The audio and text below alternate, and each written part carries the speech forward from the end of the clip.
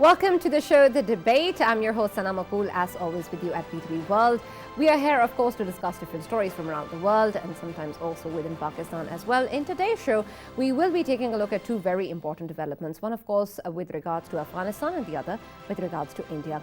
With Afghanistan, of course, we're looking at the fact that the Taliban regime still continues to be not recognized by the international community. There is, of course, this huge gap between what the international community expects from the Taliban, the demands that they have, and what the Taliban can and is willing to deliver.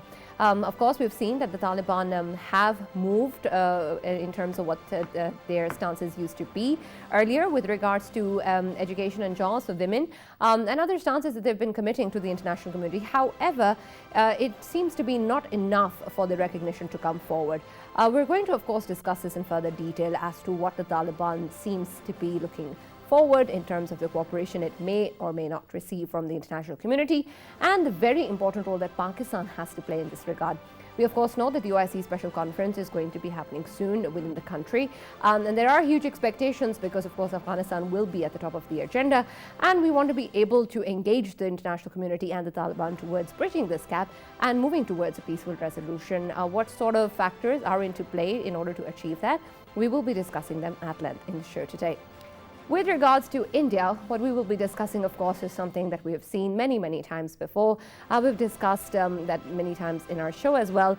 We've seen that the Indian regime continues to indulge in hate speeches, encourage its people to commit violence, justifies behavior towards other minorities that is offensive, that is violent.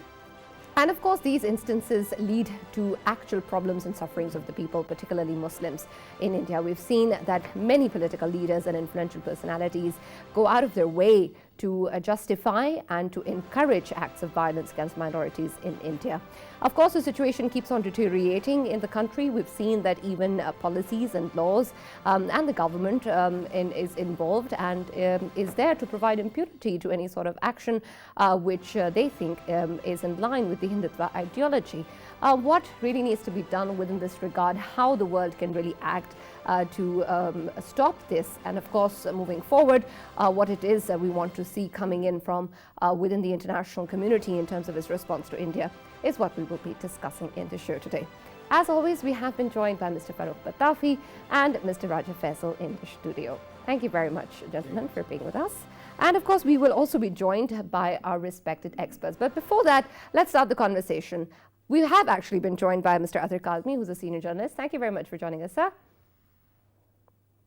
Thanks for having me. Well, let's start the discussion with regards to the Taliban regime. In a recent interview, we've seen that the Afghanistan foreign minister has spoken about how the Taliban regime wants to be able to engage with the international community, wants to be able to move forward and progress in terms of its commitments made to the international community, and have said that they have come a long way from where they started and will continue to do so. However, it does not seem to be enough for the international community to actually move forward towards a recognition, and they say that substantive changes need to be made in the way the Taliban regime is governing the country. What exactly do you think those substantive changes may be? I'm sorry, are you asking me? Yes, Mr. Athar, I'm asking you. Right. Right. There are quite a few things which Taliban can do, but to be honest, there is a dilemma for Taliban because on the one hand, they are dealing with Western powers. They have their own agendas. They have their own ways of thinking. On the other hand, they have foot soldiers who have been fighting for the last 15, 20 years. It's not easy to convince them. Recently, we've seen a report from United Nations which has condemned Taliban for not allowing women and female students to go to school and women to jobs. So there are few things which Taliban can work on. But to be honest, here we are not talking about a Scandinavian country. We are talking about a country which was in a civil war for almost 20 years. World's mightiest military alliance was there. They could not come up with a solution, so they had to run, with their tail between their legs in the middle of the night. So now they are asking all of a sudden from Taliban, they want all, they want all what you call all the rights for everybody, for transgender, for women, for minorities. This is all good on paper, but the thing is that the ground realities are different. The world needs to work with Taliban. We need to work with Taliban. It's not that we would like to work with Taliban. We want to do this for the sake of people people of Afghanistan. At the end of the day, Pakistan is Afghanistan's neighbor. If something happens in Afghanistan, it impacts us. If there is a famine there, if there is some sort of economic crisis, it will impact Pakistan as well. So for the sake of people of Pakistan, for the sake of people of Afghanistan, for the sake of world peace and prosperity, I think we all need to engage Taliban. We should not be putting too much restrictions or too much Right. Conditions on them. So Right, and Mr. Athar, this should be the it starting seems, point. yes, and it seems that this talk about access to girls' education and of course jobs for women in the country seems to be quite at the forefront of the discussion. And of course, this is an issue that many other parts of the world are also facing. That there's talks of gender rights, of women rights all around the world. And somehow I'm skeptical of how much emphasis is put on this. Is this really something of such a major concern of the international community that it keeps bringing it up again and again? Or is this just a motive which hides a different motive, which really needs to be achieved by the international community before they actually recognize it? And perhaps if that is done, this talk will subside. We cannot totally brush away these concerns. There are some genuine concerns about minority rights, female rights, access to education. These are all legitimate concerns. But the thing is that at the same time, the international community was there for 20 years. If they were that worried about all these things, what have they done in the last 20 years? If they were a success there, we wouldn't have been this situation would not be we would not be in a situation we are right now. So at the same time, I think there are genuine concerns, but at the same time there are agendas which are being pushed around. There are agendas, there are certain agendas, certain powers, they want to push their own agendas, and they are using these concerns for their political gains, for their geostrategical gains. So I think both parts of your questions are right. There are genuine concerns, but at the same time there is politics going on as well. Okay, Faisal, let me come to you. We've seen that Jen Psaki has talked about how, of course, we've seen that there is a lot of talk with the US unfreezing the assets so that it helps, of course, the economic crisis and the humanitarian crisis in Afghanistan. But the statement that have been coming out is that this stance of the US is not likely to change anytime soon, and it's somehow also linked with the claims of the 9/11 victims, and that cannot be disrupted. What do you make of that? How is this money now linked to those claims? Sana, right now, of course, there is a trust deficit between Taliban as well as the Americans. But I fail to understand this, that if there was a trust deficit, then why they have been, in talks. They have been talking since a long time, and they decided few things. And of course, in the result of them talks was that America left Afghanistan overnight. And that's how the solution to Afghanistan was found by the Americans. But to me, I think right now, Afghanistan, Taliban regime, they desperately need $9.5 billion, which is still stuck in the Western banks. And that too, of course, it belongs to Afghanistan, and it should be given to them. I know there are so many people who say, oh, this is the same money which was actually given by the other countries in aid to the previous regime, but still that belongs to Afghanistan because it has been given to Afghanistan. And to people of Afghanistan, they are in dire need of that money right now. But to me, in recent times, we have been seeing that Americans and the Westerners, they were saying that we can give money, but we won't be giving that money to Taliban regime. Right. Rather, we would only be spending that money in Afghanistan through different organizations. To some extent, I believe if this is how they want to give the money to Afghanistan, still there will be a lack of trust. And I don't think that would work that way. They have to take Taliban on board. Let's talk about this a bit further. Farrukh, considering the fact that we have seen this stance coming forward that the money should not go in the Taliban's hands and it's going to be given to charity organizations and other organizations working in Afghanistan. Right. Of course, there's lots of questions about how that's going to be done or the system that's going to be developed and how exactly this money is going to be transferred to alleviate the sufferings of the people. But as an immediate measure, do you think that this is still something that can help advance the situation in Afghanistan right now in terms of the benefit of the local population, or is this completely redundant? Right, and absolutely, you're right. This is a good question, and I agree that whatever help actually is delivered at this moment will be useful. Okay. But before I move forward, let me engage with a couple of things. One, a brilliant question you asked, Atha, and that was a brilliant one regarding the Western values and the demands. And the answer was also brilliant. But let me also expound on this. One, I believe that all these concerns about women's rights and human rights are realistic. Let's face it. But that doesn't mean that they cannot be brushed aside. Your next topic is going to be an example where all these values cease to exist. Because whenever someone is an ally, they forget about it. India has been doing all these bloody things, and you never even hear the mention of it. 100%. Right? So it reminds me of Harry Potter's come and go room. Sometimes it is there, sometimes it isn't. But regarding another thing which is very important, and you pointed out at the very start, is Pakistan's role, and especially this OIC summit, not summit, but ministerial conference that Pakistan is organizing and hosting. I think it should be lauded by everybody. Why? Because Pakistan is the only country that is making the right kind of noises about the well-being of Afghanistan, and Pakistan has tried to commit a lot as well. Remember, whether you like 30, 40 odd people who are ruling Afghanistan or not is a separate issue.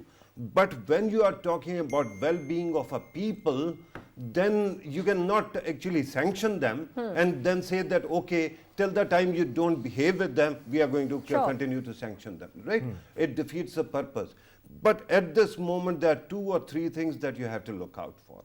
One, how many countries are going to recognize Afghan Taliban? Earlier, Athar was saying that women's rights, trans rights, and minority rights. Let's actually separate all 3. Because when you talk about the population ratio, that matters. In Afghanistan, minorities might not be that substantial. They are marginal groups, right? But women and men are 50-50 of the population. So you cannot have a solution where half of the population is not represented. I think this is a basic value that one has to adhere to, right? Now, the concern at this moment is that every country that has been sanctioning Afghanistan, that has been refusing to actually engage with Taliban, they are going to continue to do it till the time Afghan Taliban don't show some kind of let-up. But that doesn't mean that your efforts, my efforts, this country's efforts mean nothing when you're trying to actually build some kind of momentum to help people out. What sort of let-up are you talking about, Farrukh? What let-up can the Taliban show? Number one, easiest thing to do, women getting access, girls getting access to education. There is no compromise on that. When you look at the essence of Islam, even there, it is the easiest thing to do. Right. And in many schools, we know how many schools, the access is barred. That shouldn't be the case. But there is one positive side also. Remember last time I spoke to you and we were talking about the need to engage with them because they are hardliners, and if you make them concede something, it is going to have a positive impact all over the world. Right. So they actually came up with an edict about child marriages and banning child marriages. I think that is a great start. And if you keep on doing it, because even in this country, the clerics of many shades haven't actually considered that much, and they did. Right. So if you keep on engaging them, it can be created, and momentum can be generated. Right, yes, Faisal. I wanted to highlight something and then ask a question related to that to Athar. Right now, of course, we have the Taliban. That's why everyone is calling them 2.0 Taliban. We have Taliban who are actually willing to talk to Americans, who are actually willing to talk to the Westerners. And here we have Taliban who are hailing Pakistan's step of OIC, Islamabad, in coming days, and they are hailing it. So it means that today's Taliban are the ones who are actually looking forward to embracing the governance system or the multilateralism or bilateralism of the world. Don't we think that it's a different Taliban, and we should be talking to them? And when it comes to their values and their providing the rights to women and providing the rights to people, don't we think it would be too early to ask all of these things from Taliban, especially in these very strange kind of circumstances they are in? Plus, it's always said that there are few cultural things as well of Taliban. In Afghanistan, it's part of their culture that actually is the main barrier for different initiatives which are being required from them, like women education, like human rights, women empowerment, these sort of things. I know it is a question, but can you culturally qualify this? How is it part of their culture? It is obviously part of, women are before not allowed Taliban, to. Women in Afghanistan used to go to school. Only in the cities. Only in the cities. No, if you look at the rural Afghanistan, women were not allowed to go to schools. But of course, the real question over here is that perhaps the kind of commitment or the kind of environment that is expected from the Taliban regime may not be something that can ever be delivered by them. Perhaps it will be something which is more than what we have now. But Mr. Atta, my question would be: do you think that the international community has the heart or will be able to encourage and accept the kind of change that the Taliban regime is willing to provide, because it has moved a few steps forward? Can they be actually appreciated in terms of a tangible consequence of a recognition or engagement with the Taliban regime, or does it have to be something specifically that they require, which perhaps the regime may not be able to deliver? As far as talking to Taliban is concerned, as Faisal was mentioning before, I think under no circumstances anybody or any country or any power should stop talking to Taliban. We must engage them. World must engage them. With regards to what they can give, I know there is a very romanticized image of Taliban in certain quarters in Pakistan, but there is no denying the fact they are a regressive regime. They are not an ideal regime. The conditions there are not ideal, but again, that conditions they tell the story of the what the facts are on the ground. These are the facts on the ground which we see in our media, which we see in different reports of United Nations. So Taliban are not aliens. They have not jumped or parachuted into Afghanistan. They've been living there. There is a clear divide in Afghanistan, rural and urban. Urban class have always been very modern, well educated, outward looking. But on the other hand, the rural Afghanistan has always been very conservative. And most of these Taliban fighters, they belong to rural areas. And there have always been tensions between urban and rural class. And plus there is also a class clash there. Most of the Taliban comes from, they don't come from wealthy backgrounds. The elite which was ruling Kabul, they were foreign educated, they were well traveled, they were well versed, they were well read. But the thing is that they did not have roots in people. So that's why we see when the Taliban came and all of a sudden you see 300,000 army disappeared, their leadership disappeared. So world has to engage with them, but Taliban must recognize this. If you're asking world for the food, you're asking them for the wheat, you're asking them for all the favors, they will in return ask you something. And Taliban are very good negotiators. They have been negotiating with America, and I'm sure they'll come up with something. At the moment is the matter of who blink first, who will blink first. Mr. Athar, let me put it this way. Will progress from the Taliban regime in terms of what is expected of them also result in progress in what the international community is willing to give? And the engagement is still there. They are engaging with the Taliban, but there's no formal recognition. That's causing serious problems, of course, in terms of helping with the crisis that is going on in Afghanistan at the moment. So if the Taliban regime is able to take a few steps forward, do you think that the international community will do the same, or are they waiting for all the steps to be taken? I think that the international community also trying to buy some time, because we must understand an international community was humiliated in Afghanistan. They were there for the 20 years, but they could not achieve anything. They do not have anything to show to their voters, their taxpayers. Trillions of dollars they have spent in Afghanistan for what? So if all of a sudden they recognize Taliban, their voters, their taxpayers would ask them, well, what were you doing in Afghanistan for 20 years? You went there to kick these boys out, and now you have installed them there and you have recognized them as well. So this is the dilemma for international community. Even if they want to recognize Taliban, they will take their time. But meanwhile, they must come to some sort of, some sort of arrangement where ordinary Afghan do not have to suffer in this transitional period. So that is the Okay. biggest challenge. But I think with time, they will overcome this. Okay, let's talk a little bit more about the OIC conference, Farrukh. The ministerial summit, of course, it is going to be happening in Pakistan within this week. We know that the Taliban regime, of course, has spoken about how the OIC countries should move forward and support the Taliban regime in terms of recognizing it. But do you think this is a possibility that can be considered by the OIC countries before the US or other countries recognize it? Right, and that is again, I keep on praising your questions. I'm going to praise this one as well. I asked my government, various office bearers. I don't think that they have a clear answer, because there hasn't been so far that kind of commitment of recognizing any of these groups. But I have to clarify a couple of things said earlier. For example, Athar seems to agree with Faisal, although I understand that he has pointed out that Afghan Taliban are a regressive regime, right? First of all, last time also when we were talking about Afghan Taliban, one thing occurred to me and I just wanted to point out. I wish there was a purity test for being a good Muslim or good Pakistani. There isn't, right? But if there was, I would have proven that I am both. But then my fealty lies to Pakistani state, not to the Afghan Taliban, right?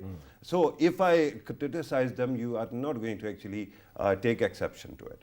But then I'm going to take exception to one thing that was said repeatedly and regarding Afghanistan society. And that shows that while we keep on talking about Afghanistan, how little we know, right? This rural-urban divide is fairly recent. Remember, after 1979 occupation, because there was a civil war and that continued, Afghanistan got muddled. And you had all this polarization. Otherwise, and that happened in Pakistan also, Sufi Muhammad and others who used to tell people that Qazi Hussain Ahmad and people like them are actually kuffar and they are modern people, and they would ask you to send your daughters to schools. This is a regression that happened before our eyes. Before that, Afghanistan was a fairly, progressive society, even in villages, and people used to be educated there. Girls were educated, yes, because of Pashtun culture, there were parda and all those elements, but even then they found ways to educate their daughters. So don't actually, let us not generalize that Afghanistan never sent its daughters in the villages to schools, right? Having said that, now the question is what can be achieved and what cannot be. One problem that I see with Pakistan's approach, otherwise Pakistan would have recognized Afghan Taliban immediately, but we did not. And why? Because for past 20 years we kept on saying that Afghanistan's government has to be inclusive. If we were saying that up till now, we cannot all of a sudden stand and say, okay, whosoever is there, stop being inclusive and just accept it, right? But at this moment, first step, and OIC, the commitment that we are expecting is a financial commitment to Afghanistan's upkeep, their progress and supplies. And then, of course, the matter of engaging them and creating an OIC platform to engage Taliban in a way that eventually they can be recognized. And then OIC is a very strong platform. It can help Afghanistan getting a recognition from Western powers, and then also its money back. That will happen, but it won't happen immediately. Right, of course. And we've also seen that the emphasis on inclusivity is also another factor, which is a huge problem. Mr. Athar, my last question from you would be, when we talk about the OIC Ministerial Conference, of course, there's huge expectations from it with regards to the situation in Afghanistan. At best, what do you think that the OIC Ministerial Conference would be able to achieve? I would just like to respond to Farrukh's comment. I never said that rural Afghanistan never sent their daughters to schools. Obviously, the youth situation was different years back before the Afghan Jihad. Things were different during the 90s. We know what the situation was. There's always been, even if you go through Afghan literature, it's very well documented fact. There is a clear divide between urban class and rural Afghan, especially the Afghans which border Pakistan's south of Afghanistan and towards our former FATA areas. So there is a clear divide, even in Pakistan, where we never had any sort of war, even 60s, 70s, when Pakistan was, quite moderate state. In when you call moderate, I don't know what people will think of it, but even in those days, our tribal areas which were bordering Afghanistan were quite conservative. So there is a clear divide between urban and rural Afghanistan. Right. Athar, we were talking about progress, right? And how progressive people were. Were they sending their daughters to schools or not? Were minorities part of the culture or not? I think that I can prove it through the record of 2,000 years of Afghan history at least, that both these things kept on happening. No, we are talking about 80s and 90s, after the Afghan, Afghan Jihad. No, before that, right? Yeah, it kept on happening before that. Fine. Yeah, I'm not disagreeing with that. I agree with that. I'm just saying in the last 2-3 decades, things changed and there was a clear divide between rural and urban Afghanistan, which we witnessed during Ashraf Ghani's tenure and Hamid Karzai's tenure as well. That's why all these Taliban forces were, concentrated in the rural areas. Coming to OIC, I think it's a good step. It's a step in the right direction, because this is a problem where we could get some help from our other Muslim brothers from other countries which are more fortunate than us. They have more resources, countries like Saudi Arabia, other Gulf countries. I think it's about time they show some generosity. They need to step up their game, to be honest, and they need to chip in as well. Pakistan have been doing a lot for the last 20, 30, 40 years. We are often not praised for that, but the thing is that it's about time other OIC countries, they play their fair share as well. Right. Thank you very much, Mr. Athar Kazmi, for joining us and being with us. Yes, Faisal, I'll take your last comments, but I have to say goodbye to our guest and move on to the next topic eventually. You can conclude with your last comments, but please also add something that I want to ask you regarding, of course, the fact that we put a lot of emphasis on what the Taliban regime is able to do in terms of enforcing or allowing education for girls and women, and of course, being more inclusive. But a lot of this also, of course, has to do with the way the people of Afghanistan function and what they want to be able to in terms of for their daughters or their women, and the kind of culture or development of the educational sector that they want to be able to see. With regards to that, how much of that do you think can the Taliban really do in order to achieve that as much as the international community requires? Isn't that something that perhaps will take a long time? It will take a long time, and of course they need to design a mechanism for it, and mechanism which is different for rural areas and different for the urban areas. And here I wanted to conclude with a prediction. If I am allowed to make a prediction here, how I see it is that, of course, Afghanistan right now, Taliban regime is facing a dilemma that they are not being accepted by the world. So I think they will be given an option in which OIC countries would tell them that this is the time frame, like 3 months or 6 months, and after 6 months we look into the progress you have made in these promises and inclusiveness of the government, then women education, human rights, all of these things, and in 6 months' time they will decide whether to accept them. And if they do accept them, then OIC countries, all of them, they will accept them by looking at their progress. Okay. Farrukh, my last question would be to you. Do you think there's a possibility that without this inclusivity or without these things being achieved as to what the demands were from the Taliban regime, if we see after a certain time that the US or other countries decide to recognize the Taliban regime for whatever reason, we'll see other countries follow? Right. Regarding recognition, remember at this moment things are going to take time. I think Faisal is absolutely right that we have to actually come up with some kind of mechanism and a list, to-do list and timelines as well.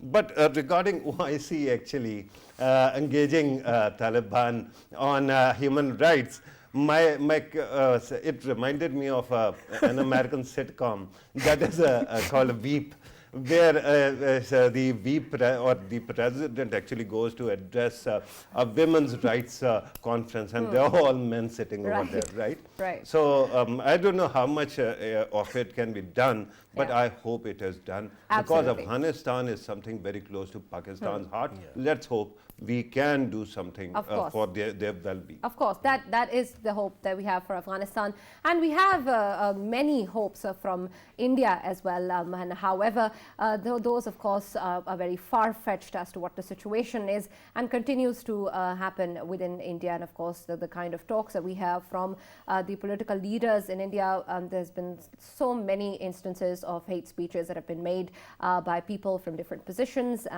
from political leaders, from influential people, and it's strange how blatantly things are said by these speakers, and they're ignored. Recently, we've seen that the Vishwa Hindu Parishad leader Sadhvi Saraswati urged Hindus to take up swords in order to kill Muslims and protect the cows from being killed. And of course, we understand the kind of sentiments that is attached there, but to be able to say that blatantly and to encourage people towards act of violence is surprising that it gets away without being noticed, without being picked up by the international community or the media in general, or the kind of hue and cry that it deserves is not heard. Faisal, why do you think that is? Of course, this is a question that we have dissected and deconstructed many times, and we understand there are other interests involved. But really, how can you, even on a shallower level, just get away without saying something to this? Sana, I have, I fail to understand one fact. Did you know that India happens to be one of the biggest exporters of cow meat? It is.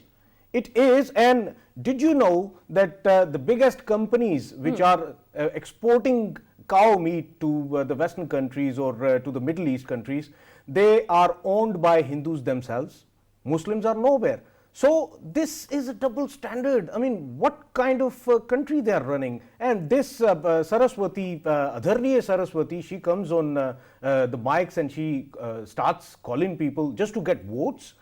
Vishwa Hindu Parishad, I mean, it's constantly going on in India against Muslims, and last week they were against Christians.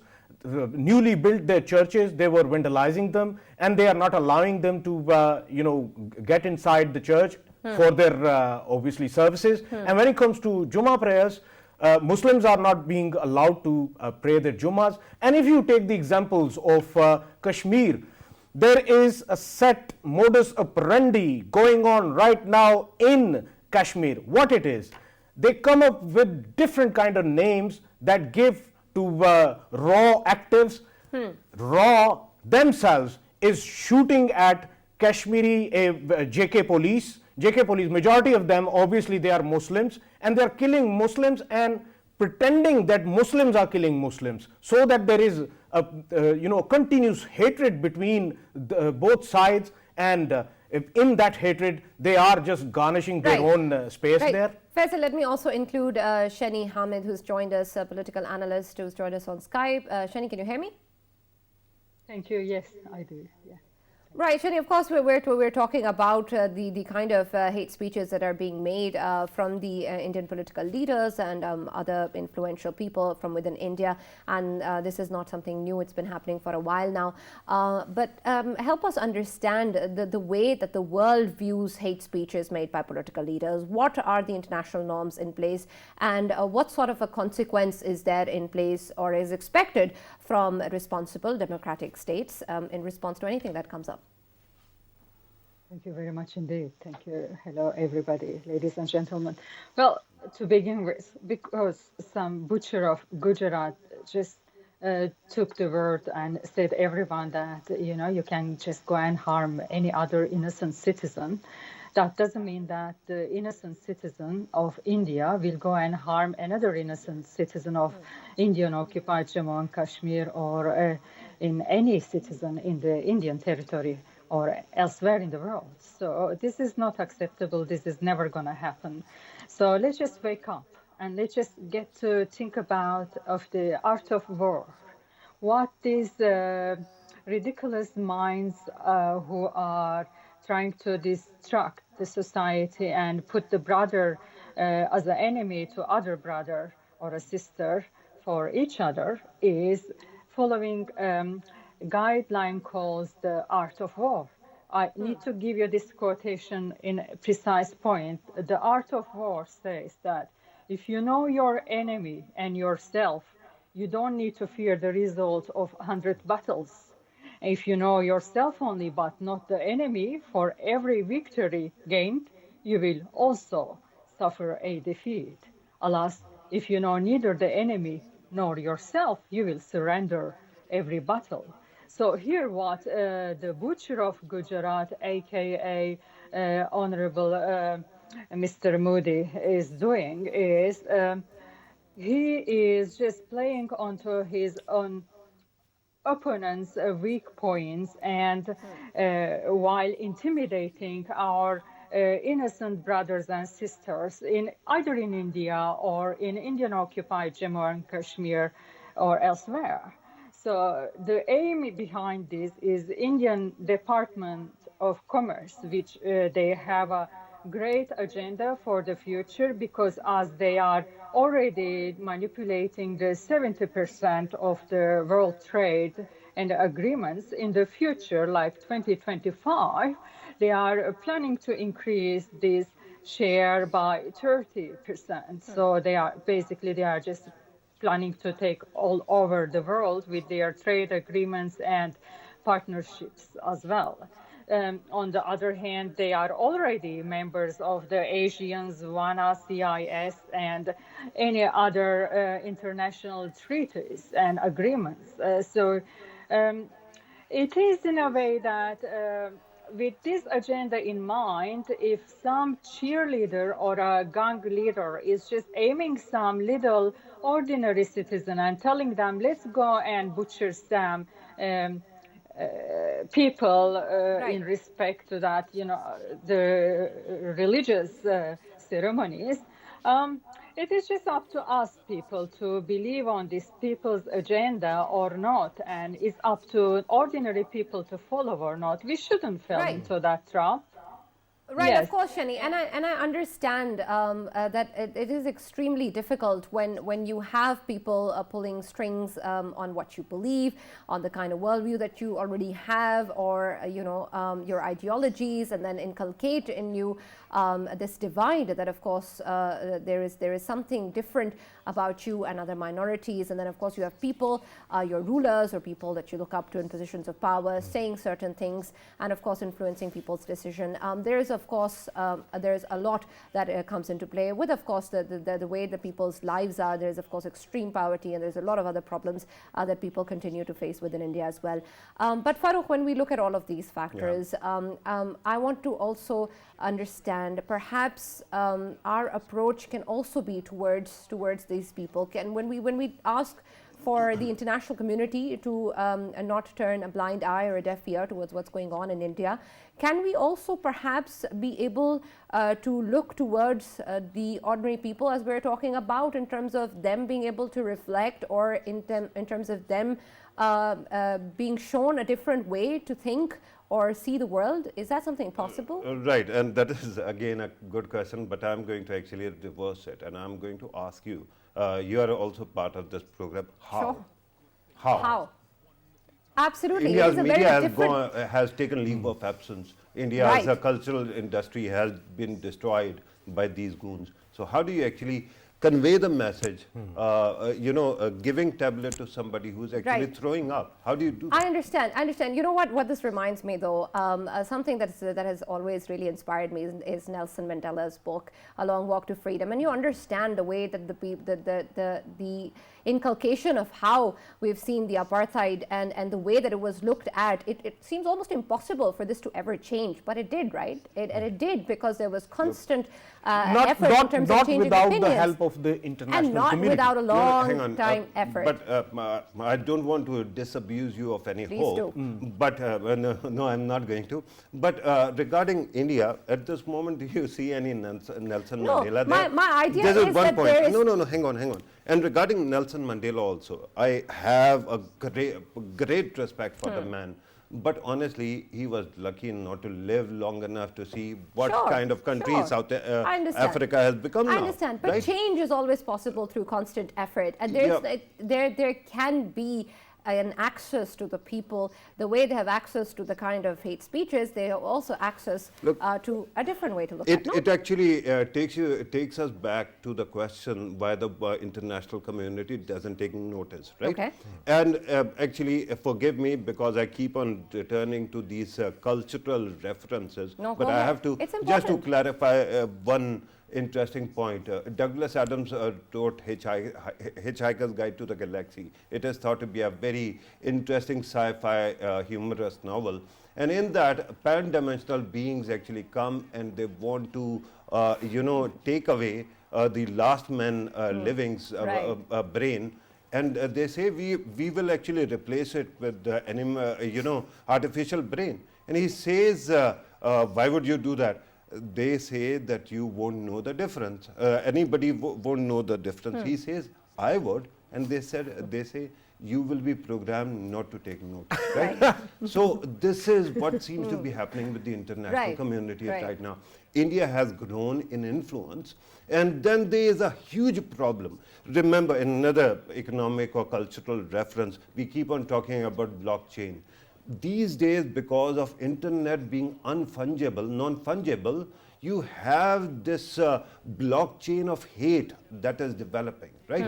India is contributing, far right in Europe and far right in America is also contributing, Islamic extremists also contribute to this. In the end, you are going to create such a horrible mix of hatred, it is going to, blow the human civilization to smithereens. So it is very important to understand what you are facing in India is not merely a threat to minorities, it is a threat because of the butterfly effect to the US, to UK and elsewhere as well. And for that, if my brother here remembers, that we have been talking about certain Europeans who came to, at the start of 20th century, came to India, became Hindus, and because they were Hitler supporters, and they started perpetuating their worldview into the Hindutva worldview as well. And that has been going on. So at this moment, people like Savitri Devi's works are actually found on neo-Nazi websites.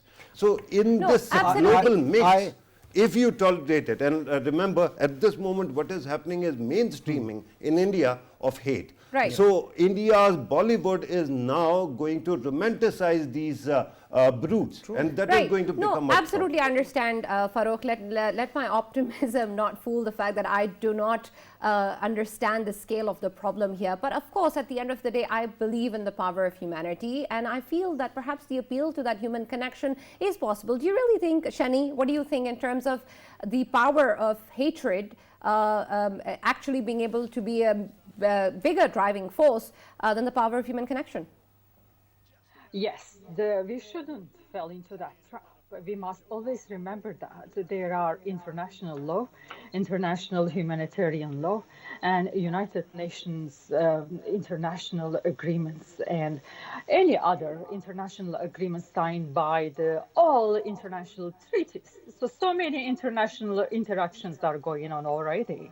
So we need to remember also the United Nations Millennium Declaration, which is signed in 2000 by 189 country leaders. And that was promising freedom and human rights, equality to everyone in the world, so including that whoever is going to land in the moon. So there is something that international law does exist, and a humanitarian law and international Right, but human law we know does there is exist. so much that exists on paper. What about what's really going on? But does exist in paper in practicality? Well, despite all this Geneva Convention, Genocide Convention, and all this law, that there is nothing called practicality, because all these international laws and the local laws do contradict each other. If we have this contradicting international laws and local laws, and because when United Nations Millennium Declaration comes, and then it comes people's self-determination movement, and when it comes to that, any other treaties, agreements, there is some little, contradictions happening.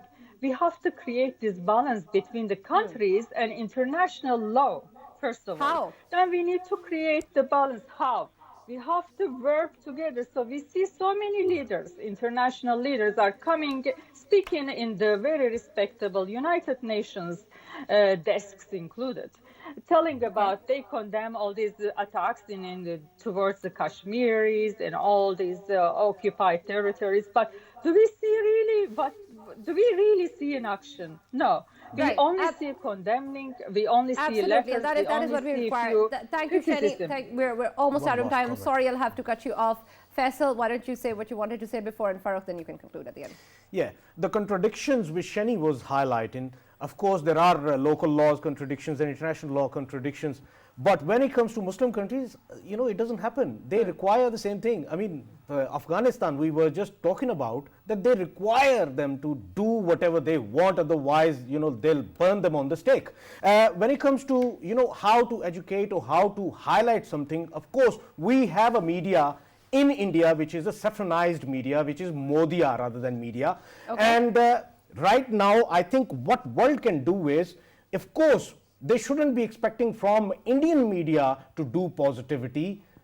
Rather, they should be doing internationally, they should be highlighting the sufferings of the people of India. All right, Farrukh, quickly, very quickly, because I was also told that we are running out of time. One aspect regarding international law, it is a great law, but the problem is it lacks enforcement.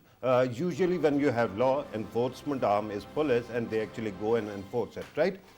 But in this case, there is UNSC. So in your case, international law's case, the UNSC or your police actually first starts voting whether to do something about it or not. And if somebody is related to the lawbreaker, then veto takes place and then everything goes sideways, right? Exactly. So international law perhaps is good to talk about, but it ain't actually going to produce anything.